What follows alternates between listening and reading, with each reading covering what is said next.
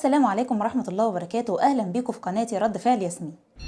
فيديو النهاردة هنشوف مع بعض كلمة مؤثرة نابعة من القلب لصحفي فلسطيني بيتحدث عن الشعب الجزائري والجيش الجزائري، حاجة كده بتدعو إلى الفخر.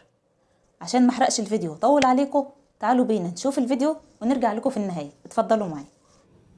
الجزائر من أقوى الدول العربية، جيش الجزائر من أقوى الدول العربية، شعب الجزائر من أعظم الشعوب العربية اللي بتحب فلسطين. نعم. وياما ياما ياما رفعنا العلم الجزائري هون، وياما امتدحناهم، وفي حرب غزة كلنا قسما بالنازلات الماحقات، وأنشدنا نشيد الوطن الجزائري في بقلوب فلسطينية، في السجون والعنابر والزنازين، في الشوارع، في الزقاق، في التظاهرات، في المسيرات، رفعنا علم الجزائر وهتفنا جزائر. وذات يوم أنا كتبت لو كانت الجزائر محاددة لفلسطين لما قامت إسرائيل. والله بكسر لها إني على قناعة لو الجزائر جارة لفلسطين ما قامت إسرائيل أساساً. لذلك أنا بتحدث عن الجزائر بخشوع، بتحدث عن الجزائر بأدب، بتحدث عن الجزائر كجبل عالي، نسر يحلق في السماء، أسطورة.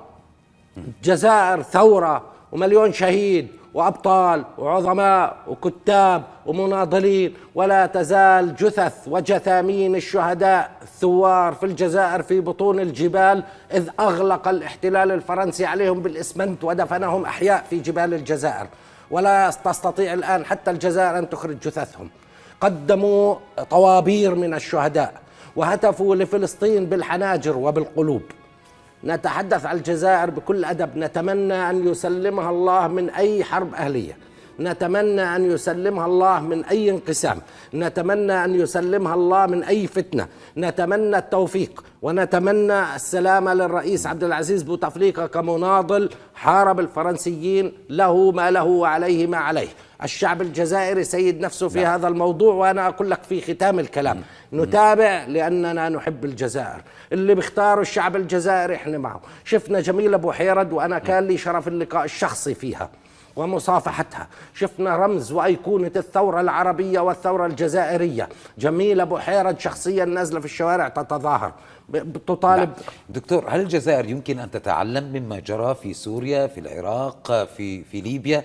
هل يمكن أن يكون الدرس أقل صعوبة مما كان عليه في الدول الأخرى؟ هو كذلك. أولا عندهم دولة قوية، اثنين الشعور الوطني عالي، ثلاث انتمائهم للقضايا العربية كبير، أربعة مثقفين، خمسة متفاعلين مع الغرب لأنه كثير بيسافروا على فرنسا وأوروبا ومتطورين، وستة الأهم بأنهم ظلوا حموا أنفسهم من ما يسمى فيروس الربيع العربي، وكادت في بعض الجبال أن تظهر داعش وتبدأ، لكن حسموها وهم جبارين.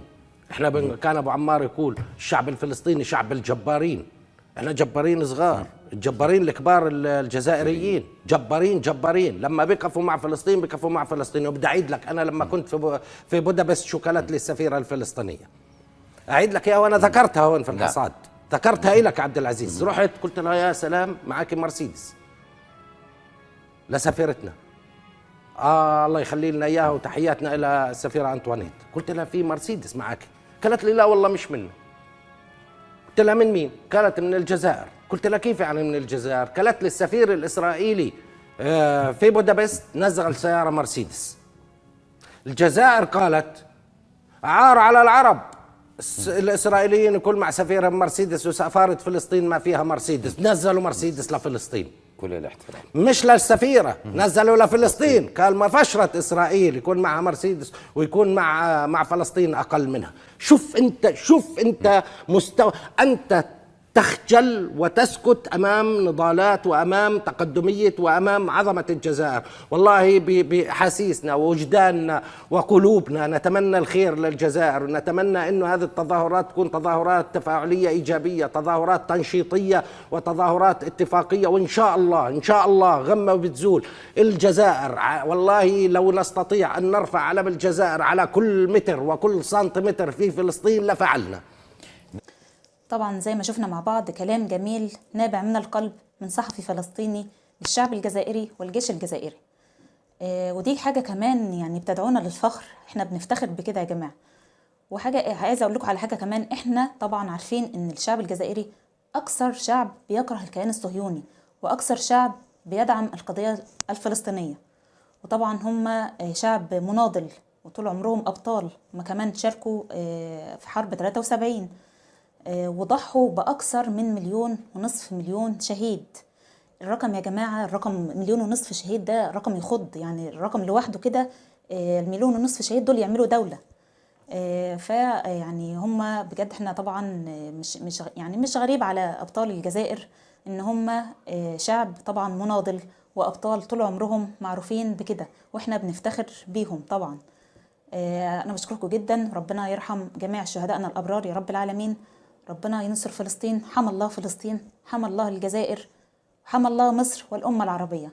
أنا بشكركم جدا، لو تابعتوا الفيديو للنهاية متنسوش الاشتراك في القناة وتفعلوا الجرس.